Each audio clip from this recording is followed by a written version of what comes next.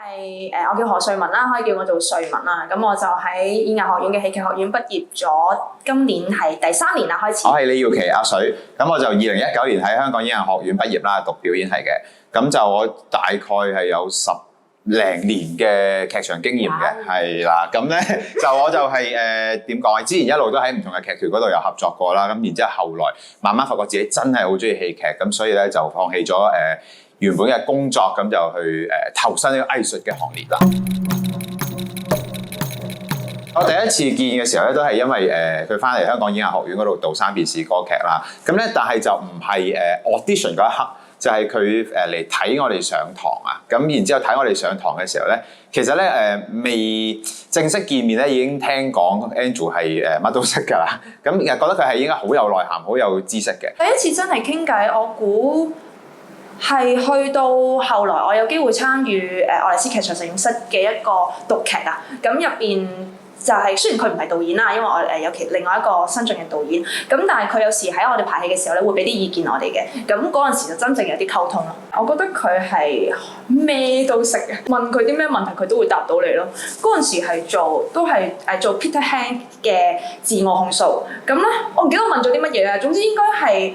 關於劇作家或者劇本嘅一啲問題啦，或者佢俾咗啲意見我哋啦，咁我哋再討論嘅時候就係、哇，佢係唔使睇稿咁樣，唔使睇書就喺晒佢個腦入邊㗎啦，即係所有嘅嘢。咁呢個係第一個印象啦。之後再深刻啲嘅印象應該就係當我真係入咗愛麗絲入邊做全職嘅時候咧，多機會再溝通啦。喺第一次排戲咧，就係排《竇娥冤》啦。排《竇娥冤》嘅時候咧，又係佢對於歷史故事咧係相當之了解同清楚。我覺得可以稱佢為一個行動中嘅字典咁樣咯。Andrew 咧喺同唔同人嘅合作咧，其實佢都有唔同嘅方法，有唔同嘅面向，亦都有唔同嘅説話啦。咁同我之間我哋係少啲説話嘅，佢少啲話阿水你今次咩做得好，咩做得唔好，你咩做得好，咩做得唔好，即係好少講到咁清楚啊，或者係語言上邊嘅。佢好多時候係觀察我做緊啲乜嘢，然之後諗緊我喺度點解會咁樣做，有啲咩係好，有咩唔好，然之後咧佢就會俾一個一語中的嘅 comment 我。咁然之後喺咁多次嘅合作咧，其實都係 keep 住，其實我哋講嘅嘢唔係咁多，但係佢會慢慢其實對我嘅態度轉變咗，我發覺自己都係越嚟越成熟，越嚟越進步咯。我覺得同 Andrew 嘅合作咧，係第一好重要嘅嘢係佢俾啲信心我，亦都令我發掘咗自己好唔同嘅一面。即係一路以嚟，可能啲人我自己都咁覺得自己可能做一啲好正經嘅戲啊，或者係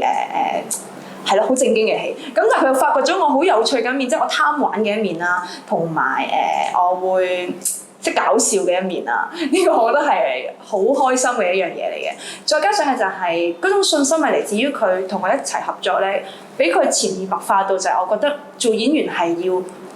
要識唔同嘅嘢都要識，唔可以話自己唔識。唔識咪去睇多啲書，揾多啲資料，做多啲資料搜集，先至可以同人討論。因為要討論先有得進步。咁而我喺佢身上面學到嘅就係、咁佢睇好多書噶嘛，咁所以咧，我要同佢傾偈嘅話，我都要睇翻啲書，咁我先至同佢都交流。咁而我覺得呢樣嘢係一個好好嘅一個影響啦，令到我作為一個演員，我會有動力更加去不停咁學習同埋討論咯，從討論入邊去進步。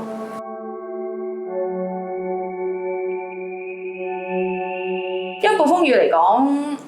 我做嘅角色係會令我學習進步同埋打破一啲限制，即係我以前唔會覺得自己可以做到一個大肥佬，仲要係個男人喎，一個肥佬，仲要係一個搞笑嘅角色，一個小丑咁嘅角色。咁而我係突破咗我想像。我記得我排咗一輪之後咧，我都唔係好掌握到嗰段 monologue 係講啲乜嘢。咁所以 Andrew 就同我哋做咗 exercise，就係我合埋隻眼